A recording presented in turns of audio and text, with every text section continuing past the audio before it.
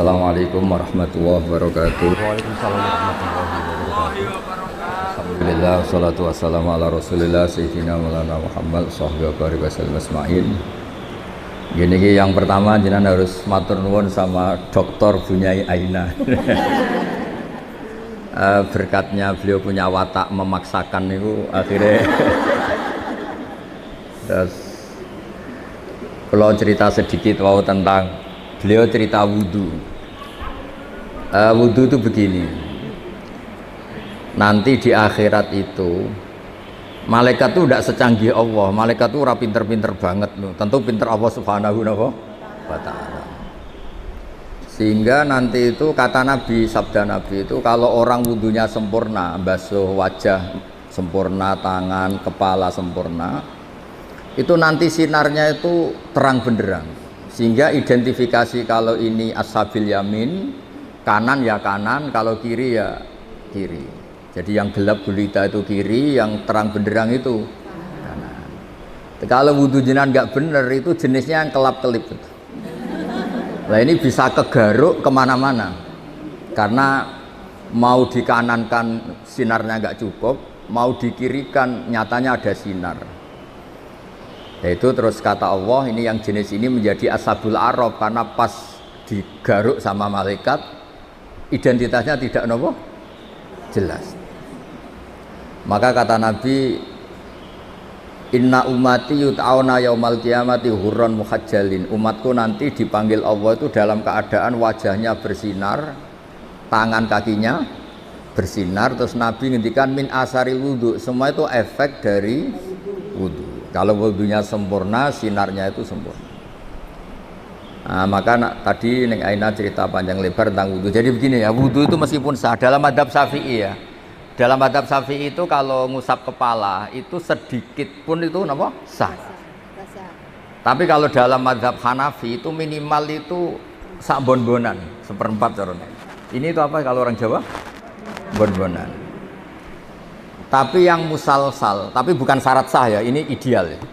Yang musalsal sampai Rasulullah itu terutama bagi cowok kayak Gus Sofa ini begini.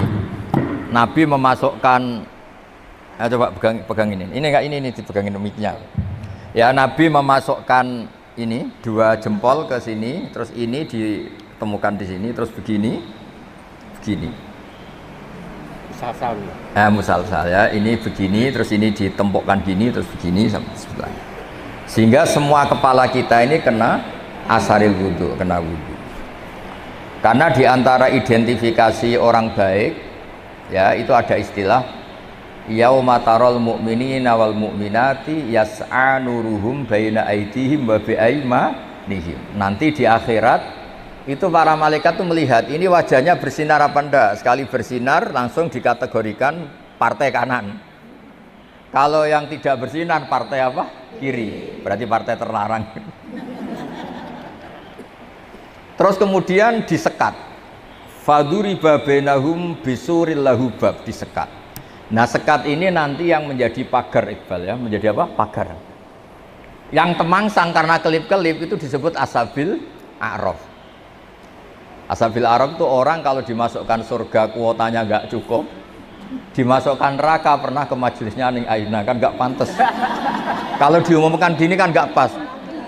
Para ibu-ibu yang ikut ngaji Ning Aina di Arisalah silahkan masuk neraka kan nggak pas ya. Makanya penting, bikin paradok itu penting supaya kita tidak sah masuk apa? Neraka. Makanya ada pengarang Burdah itu terkenal sekali. Pernah dengar tuh kitab apa? Burdah. Itu yang ngarang namanya Muhammad bin Said Al-Busiri. Namanya itu Muhammad. Bener-bener Muhammad namanya. Beliau dalam doanya itu lucu, ya Allah, nama saya ini Muhammad. Sehingga kalau nanti engkau manggil, wahai Muhammad masuklah ke neraka, itu paradok. Engkau adalah zat yang nggak pantas bersikap apa? Paradok. Wahai Muhammad masuklah ke, itu paradok apa pas? Paradok. Makanya terus disunatkan punya nama yang baik supaya nanti misalnya, nah sehingga kalau nama kita kadung misalnya nama biasa atau nama Jawa nggak apa-apa. Tapi nanti punya nama baru ikut majelis apa? taklim atau majelis ar-risalah. Jadi wudhu itu penting sekali. Karena itu identifikasi. Jadi di surga neraka itu definisinya Allah itu yaumatab yaddu wujuh, di hari ada wajah-wajah bersinar, watas waddu wujuh, ada wajah-wajah yang gelap. Itu yang menjadi alasan Allah mana yang perlu masuk surga, mana yang perlu masuk neraka. Nah, tentang tauhid supaya sampai tidak terjebak ateis atau komunis. Saya pernah ngaji sama orang-orang Pertamina di pondoknya Gus Zofur Maimun, yang isi beliau sama saya. Ada orang tanya, Gus, andaikan ada orang ateis atau komunis atau non, dia sosialnya bagus tapi nggak iman sama Allah, dia suka bersedekah, berderma, masa ia menjadi ahli neraka? Kayaknya kok kasihan ya. Padahal kata kitab akidah, orang yang kafir tetap masuk neraka meskipun dia baik secara apa? Sosial. Terus saya punya analogi. Analogi itu kias. Misalnya saya punya rumah, ini rumah saya, ada kulkas isinya buah lengkap ya. Ada makanan, rampatan, ada semua. Terus ini Gus Iqbal atau Gus Sofa ini masuk, terus ibu-ibu dibagi, ini silahkan makan, silahkan makan. Kira-kira orang itu nganggap Gus Sofa itu baik, nyun sewu loh, apa maling? Dari segi ngasihnya baik, tapi yang dikasihkan milik orang. Tidak ngakui jasanya yang punya. Ketika Anda baik tapi ateis, silahkan minum, tapi kamu nggak pernah berpikir kalau itu minum itu ciptaannya Allah Subhanahu wa Ta'ala. Silakan tempat rumahku, memangnya bunyi gayanya bahaya kan, gayaannya Allah Subhanahu. Masuk toh? Artinya betapa fatalnya orang yang tidak ngakui Allah Subhanahu wa Ta'ala. Ketika orang nggak ngakui eksistensi Allah, ternyata dia ngamal atau berderma dengan sesuatu yang tidak miliknya, tapi merasa miliknya. Itu buruk apa baik? Buruk. Nah, itu kenapa orang-orang yang tidak ngakui eksistensi Allah, apapun baiknya tetap kena sanksi. Itu ibarat Gus Sofa atau Gus Iqbal ini masuk rumah saya, isi kulkas disedekahkan, isi uang disedekahkan. Dari segi sedekahnya baik, tapi ditangkap tuh sama Bu Bulwan itu dianggap pidana ya. Itu kira-kira diapresiasi apa ditangkap? Ditangkap apa diapresiasi? Ditangkap. Ibu-ibu kalau numpang suami sedekah sama tetangga gak pamit suami, diapresiasi apa dimarahi? Nah, itu pentingnya iman sama Allah Subhanahu. Kalau kita iman kan kita ngasih tetangga tidak sok berjasa karena kita yakin uang ini milik Allah Subhanahu. Makanya saya termasuk kiai baik gitu. Kata orang banyak saya ini kan termasuk kiai pinter. Tapi kenapa saya tetap tawaduk? Karena saya tahu ilmu saya itu milik Allah Subhanahu. Sehingga saya tidak perlu nuntut jenengan hormat saya, ngesot-ngesot, nggak perlu. Ya sudah begini sudah bagus. Jadi dulu itu sahabat ditanya, ini cerita nyata. Ibu-ibu mulai dulu kan tukang demo. Ya nggak pernah bener lah mulai dulu, memang sudah gitu. Tapi tetap masuk surga karena nanti malaikatnya bisa didemo kalau nggak masuk surga. Ibu itu ngaji sama Nabi, itu ada yang jilbabnya miring, ada yang nggak pas, mungkin sebagian ada yang, pokoknya ada yang nggak pas. Mungkin nyun sewu ada yang sebagian, pokoknya nggak pas. Ya pas ngaji sama Rasulullah. Ya Nabi betul, Nabi Sayyidul Awalin wal Akhirin. Bareng Umar datang ke majelis, semuanya ibtadarnal hijab, semuanya menata apa? Hijabnya rapi gitu. Aku yakin ini adekan tidak ada nih, mungkin nggak setegang ini. Misalnya sama saya saja, mungkin ibu-ibu rileks, ini ngaji sama orang baik jadi rileks. Ketika Umar datang itu langsung ibtad, semuanya nata apa? Jilbabnya. Umar malah tersinggung.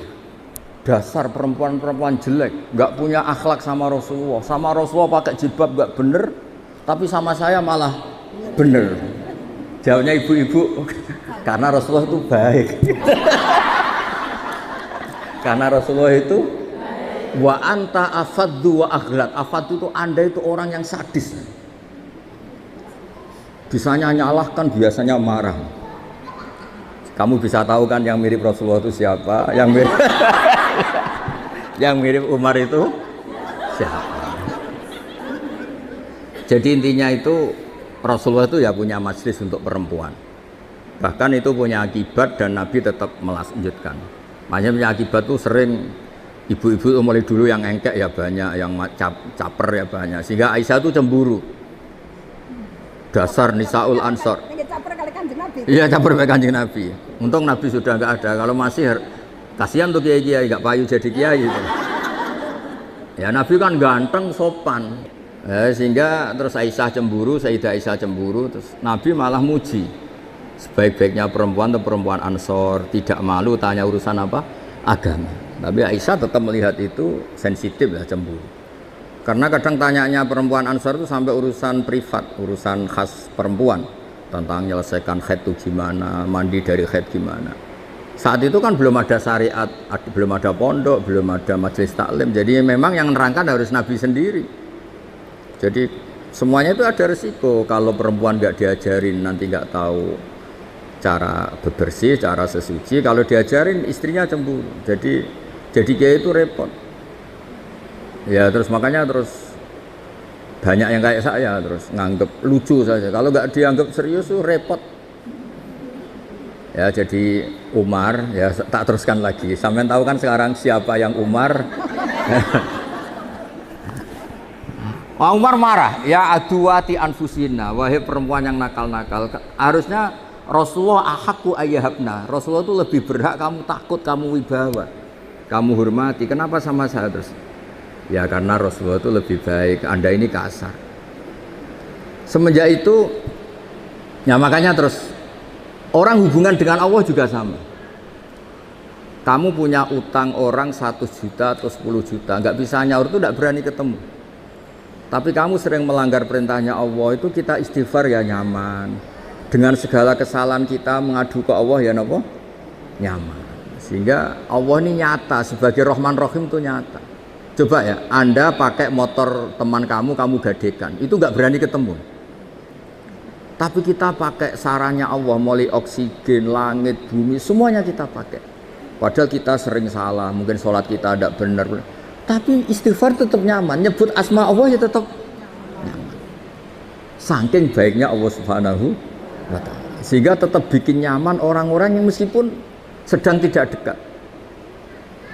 Makanya ada sebuah hadits qudsi ngendikan, wahai Daud ini nabinya Allah.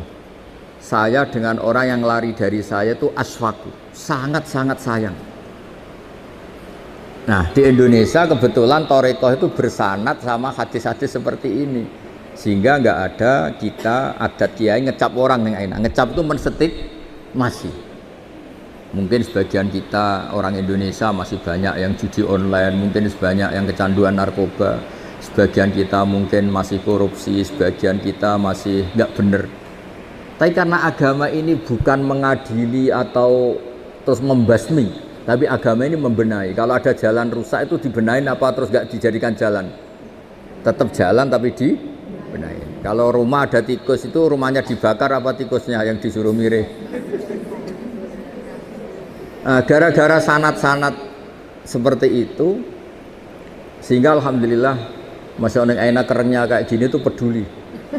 Takut umatnya Nabi itu wudunya salah, sholatnya salah, zakatnya salah. Tidak kok malah ngadili dasar bego, dasar goblok. Enggak, dibina.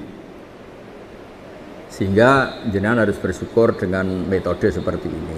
Meskipun yang ngeri-ngeri sedap. Saya nggak bayangkan, andai kan saya ini kan sudah kiai top, itu kalau kesini itu ya gimana gitu. Lo tanyain anak-anaknya tadi nyogoi kopi saya itu belum loh. Saya datang belum sampai 5 menit belum ada kopi. Kok ngaji Gus yo? Nggih. Orang nggih itu bisa saking baiknya atau saking takutnya. Kayaknya yang kedua. Nah, jadi kan ada nih. Di sini aja masih diteruskan. Gimana kalau nggak ditodong? Oh. Pakai mic, ngamuknya pakai mic biar dengar. Saya itu dekat sekali sama Mbak Ma'ruf, suaminya Ning Aina itu beda betul. Mbak Ma'ruf itu anteng ngaji. Kalau sama saya itu diskusi apa? Ikhya.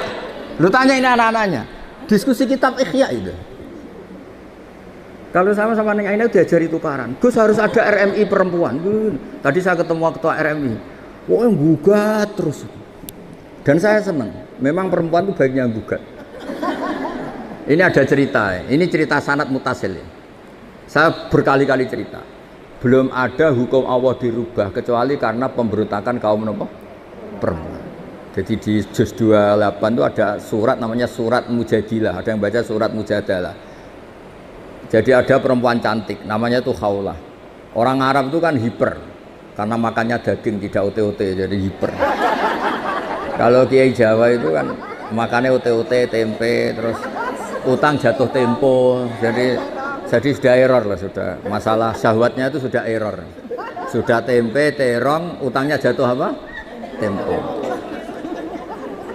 Kalau orang Arab itu kan makannya daging, orangnya punya uang. Ya mungkin karena lama nggak hubungan suami istri, istrinya itu cantik. Ngerti istrinya itu suci, sudah haid suci.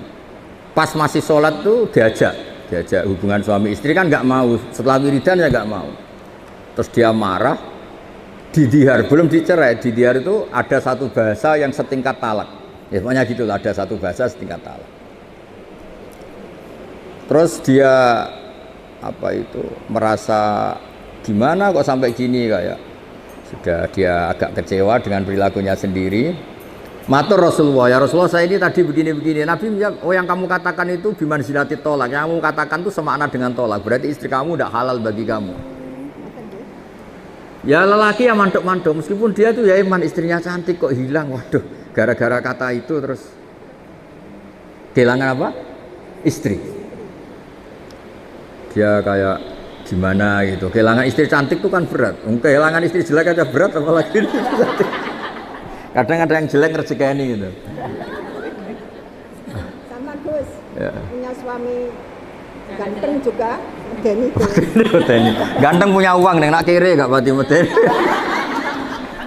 Karena kalau ganteng kere itu terus error ya, nggak menarik ya. Terus ngowah-ngowah kayak orang. Walhasil terus ya sudah hukumnya itu cerai. Si suami ini langsung nurut sama Nabi, kehilangan istri. Pulang. Kata istrinya gimana kata Nabi? Dihukumi cerai. Wow, dilabrak Nabi, ini perempuan ini. Dilabrak. Ya Rasulullah ini hukum apa? Enggak benar hukum yang kamu katakan tuh enggak benar. Ini hukum apa? Apa-apaan ya? Kalau saya dicerai ketika masih cantik enggak apa-apa. Lelaki itu sudah menghabiskan muda saya, cantik saya. Ketika cantik saya, muda saya hilang, terus kamu hukumi cerai. Kalau dulu nggak apa-apa, sekarang saya ini sudah tua. Saya ini punya anak banyak. Kalau dirawat dia, mesti terlantar, katut babon lain katanya. Kalau dirawat saya perempuan nggak bisa cari apa? Nafkah. Kalau bikin hukum yang benar, Nabi bilang sementara hukumnya hanya gitu, memang hanya gitu sementara. Lu itu perempuan tadi saking kacaunya bilang gini nih enak sama Rasulullah. Ya nanti engkau saya laporkan Tuhan bahwa anda ini tidak serius. Karena kau jadi nabi hukumnya harus dievaluasi. Nak gak perempuan gak bisa. Dia pulang tapi perempuan ini religius. Dia sujud berdoa, ya Allah kasih tahu nabi engkau bahwa kalau bikin hukum jangan begitu. Lalu itu malaikat datang ke Rasulullah. Mat turuti repot musuh wedok. Saya tuh berkali-kali loh ketemu ireng ditodong Gus siapa suruh ngaji. Saya biasa bilang enggak ya. Tapi kalau ras terkuat di dunia yang ngomong itu bisa masalah besar. Jadi itu Rasulullah Nabi dikomplain. Makanya cerita itu sebagian tuh nggak bener. Katanya ada kiai cerita nanti bidadari di surga tuh cantik-cantik, sudah cantik nggak bawel, sudah cantik nggak bawel, terus nggak minta uang belanja, uang salam, oh ya baik. Terus ada santri bilang, Pak Yai, Bu Nyai di belakang baru datang, tapi paling cantik yang dari dunia. Kok bisa hanya ada tambahan itu kan. Saking takutnya. Akhirnya hukum dihar itu tidak sama dengan tolak. Makanya ada surat ini Sofa tahu Iqbal. Qad sami Allah qaulal lati tujadiluka fi zawji. Allah itu mendengar perempuan yang bantah kamu. Tujadiluka itu bantah, komplain. Kayak apa perempuan? Hukumnya Allah aja dilawan. Kondang lah, pokoknya prestasinya itu hebat. Sinten Gus? Ya tadi Khaulah tadi. Dan penerusnya maksudnya. Khaulah dan apa? Dan penerusnya. Tapi itu menjadi berkah. Andaikan tadi perempuan tadi tidak komplain, mungkin tidak ada hukum seperti itu. Jadi makanya komplain itu penting kalau sudah muqaddar. Jangan pernah dengar kan sholat itu pertama 50 apa 50. Itu berkahnya Nabi Musa yang tukang komplain. Kalau tidak ada komplain bisa 50. Jadi berkah komplainnya Nabi Musa itu kayak Neng Aina, dia kan tidak model gini, mungkin saya tidak ngaji sama-sama. Misalnya loh, beliau berakhlak karimah kayak orang Jogja. Ngapunten Gus, nak menawi kerso, ngaos, nak boten nggih, mboten dadi penggalih, nderek lah. Wah, aku mesti milih enggak, yakin milih enggak. Kira-kira loh, andai kan yang enak kayak orang Jogja sesopan itu, saya ngaji apa enggak? Oh enggak, pasti enggak. Itu butuh teror, itu butuh teror. Saya itu berkali-kali di Sidogiri, di pondok-pondok itu kan masih keluarga itu. Mesti ya monggo Gus nak ngaji, aku muni sesuk ya sesuk gak apa-apa engko. Nah kali ini enggak. 5 menit. Jadi ya. Tadi saya baru asik cerita-cerita sama Mbak Anwar. Beliau delok jam, "Wis wayahe ngaji." Wah. Jadi sowan Mbak Anwar ya dijami. Mbak Anwar loh, abahnya sendiri. Di tengah-tengah asik cerita ya hebat-hebat, Masya Allah. Semoga nanti Mungkar Nakir juga takut tanya. Terus repot musoning Aina wis kono ning sekarang.